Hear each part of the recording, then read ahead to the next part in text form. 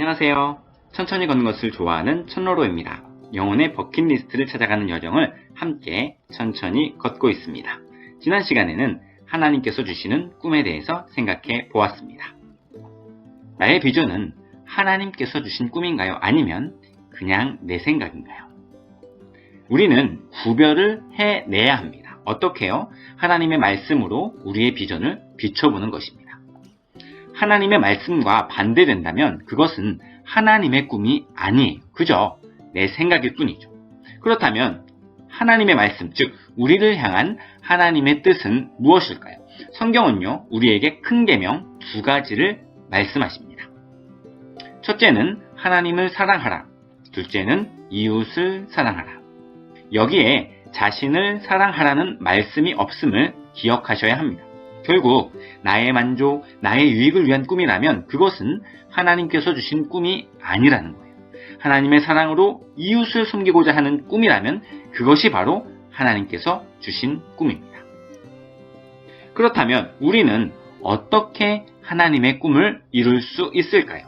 우선 능동적인 사람이 되어야 합니다. 누가 시켜서 억지로 한다면 혹은 마지못해 끌려가듯이 한다면 그것은 하나님께서 주신 꿈이 아니에요. 잊지 마십시오. 중심이 움직여야 하나님께서 주신 꿈이고 그 꿈이 이루어질 수 있습니다.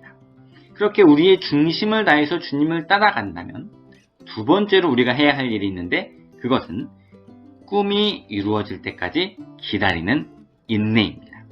하지만 기다리는 것이 쉬운 일이 아니죠. 그래서 오늘은 기다림에 대해서 천천히 생각해 보도록 하겠습니다. 기다리는 데는 능력이 필요합니다.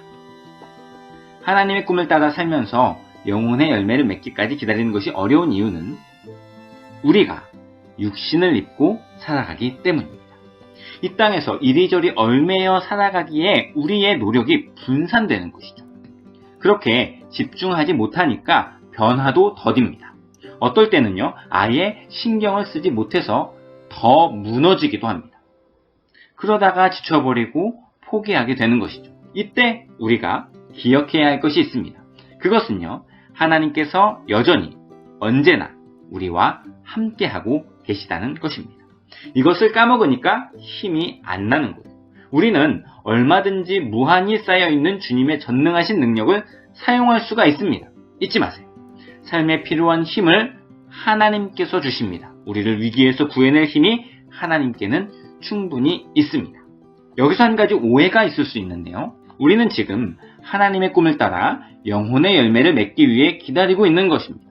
그렇기 때문에 하나님께서 주시는 힘은 세상에서 원하는 열매를 맺기 위함이 아니라 우리가 지음받은 목적대로 살 수 있도록 돕는 힘을 말합니다. 이제는 세상의 기준이 아니라 하나님의 기준에서 우리의 삶을 충만하게 만드시는 진정한 힘을 발견할 수 있는 우리가 되기를 바랍니다. 하나님께 힘이 있지만 그럼에도 불구하고 우리는 넘어질 때가 있습니다. 그렇게 넘어졌을 때 우리가 해야 할 일은 무엇일까요? 인생은요, 마치 오프로드 오토바이 경주 같습니다. 거친 길이에요. 급커브도 있습니다. 여러 오토바이들이 지나가면서 생긴 바퀴 자국들이 깊은 고랑이 되어서 우리를 공격합니다. 회전하는 구역도 있고요. 다양한 낙차의 점프 코스도 있습니다. 이 경주에서 중요한 것은 무엇일까요? 그것은 실패하느냐 안 하느냐가 아닙니다. 오프로드는 거의 대부분 넘어진다고 보셔도 무방합니다. 문제는요, 언제 실패하느냐입니다. 그리고 그 실패에서 다시 시작할 수 있는 능력이 있느냐 없느냐가 경주의 승패를 좌우하는 중요한 사항입니다. 인생도 마찬가지예요. 넘어지지 않을까 집중하기보다는 넘어졌을 때 어떻게 일어날 수 있을까에 집중해야 끝까지 경주할 수 있습니다. 넘어졌을 때 다시 일어나려면 후회, 죄책감, 수치심들이 들겠지만 끝이 아니라는 것을 기억해야 돼요. 잘못된 선택으로 인해 고꾸라졌다는 것에 너무 크게 실망하지 마세요. 너무 멀리 벗어났다고 혹은 너무 깊이 빠졌다고 좌절하지 마세요.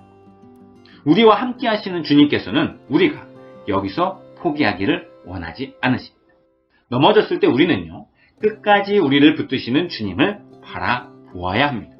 베드로처럼 예수님을 부인하고 욕하는 완벽한 실패를 경험했더라도 다시 일어나서 예수님의 말씀을 들어야 하는 것이죠. 여전히 우리를 기다리시며 끝까지 이 길을 완주하기를 원하시는 하나님께 나아가는 우리가 되기를 바랍니다. 이렇게 우리가 넘어졌을 때 우리는 하나님 앞에 엎드릴 타이밍이라는 것을 기억해야 됩니다. 하나님께 나아가서 우리가 해야 할 일이 있는데요. 그것은 바로 엎드리는 것입니다. 엎드린다는 것은 하나님께서 우리 인생의 주인, 왕이 되셨다는 상징적인 행동입니다. 엎드림은 왕 되신 주님 앞에서 내 생각, 내 뜻을 내려놓겠다는 선언인 것이죠. 세상의 방법이 아니라 하나님의 방법으로 다시 시작하겠다는 각오입니다. 하지만 세상은요, 자기 자신이 인생의 주인이라고 말합니다. 자기가 원하는 대로 살아야 나중에 후회를 안 한다는 것이죠. 세상은 그렇게 살아야 행복하다고 말합니다. 어느 정도 맞는 말이기도 합니다. 하지만 그 행복은 잠깐뿐이에요. 왜냐하면 우리 인생은 이 땅에서의 삶이 전부가 아니기 때문입니다. 육신은 이 땅에서 사라지겠지만 영혼은 영원한 삶을 살아야 한다는 것을 잊어서는 안 됩니다. 그렇기 때문에 훨씬 더 중요한 것은요, 내 마음대로 세상의 방법대로가 아닌 하나님의 뜻대로 하나님의 말씀대로 사는 것입니다. 그러니 내 인생의 주인이 나라고 선언하는 세상에서 이제는 나오십시오. 내 인생의 주인은 하나님이라고 선언하는 우리가 되기를 바랍니다. 그래야 다시 일어나서 걷는 그 길을 더 힘차게 걸을 수 있을 것입니다. 이렇게 넘어지거나 실패하거나 좌절할 때에도 절대 포기하지 않고 하나님을 붙들고 하나님 앞에 나아가겠다고 고백하는 청소년들이 있어서 그런 청소년들의 고백을 함께 들어보도록 하겠습니다.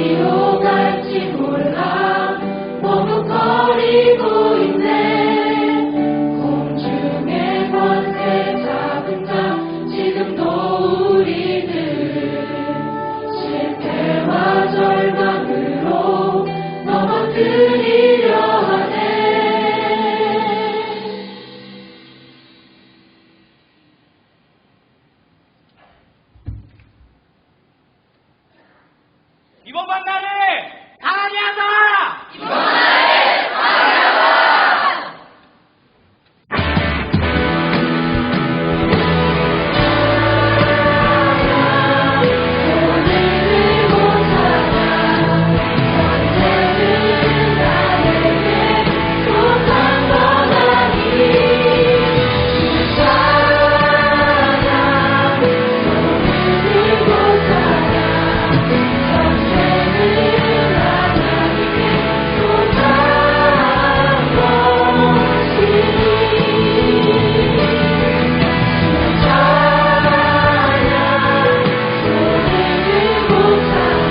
오늘을 못하나 언제든 나에게 속한 건 아니 괜찮아 오늘을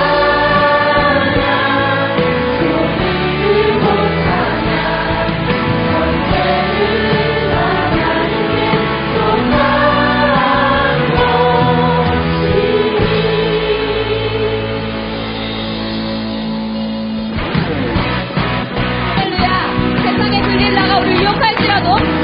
반드시 우리를 강해 붙이실 것입니다. 우리 함께 믿음으로 선포하며 찬양하며 나아가시겠습니다. 너 결코 여기 나라 주가 너와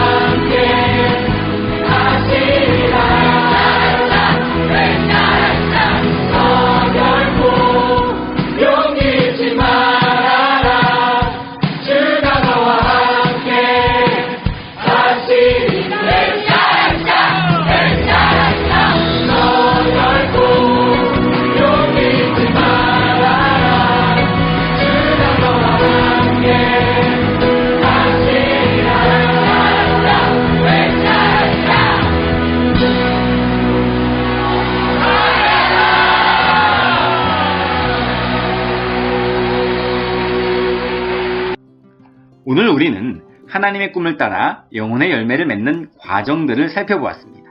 어떤 나무든지 일정 시간을 기다려야 열매가 맺습니다. 영혼의 열매도 마찬가지입니다. 그 기다림의 시간에 우리와 함께 하시는 하나님을 기억하시기를 바랍니다. 그리고 그 하나님이 우리의 왕이심을 고백하며 나의 방법, 내 뜻을 내려놓고 모든 넘어짐과 실패 속에서 다시 일어날 수 있는 우리가 될 수 있기를 바랍니다. 하나님과 함께 포기하지 않는 인생을 살아가는 여러분들을 통해서 이 땅에 하나님 나라가 세워질 것입니다. 지금까지 천천히 걷는 것을 좋아하는 전로로였습니다.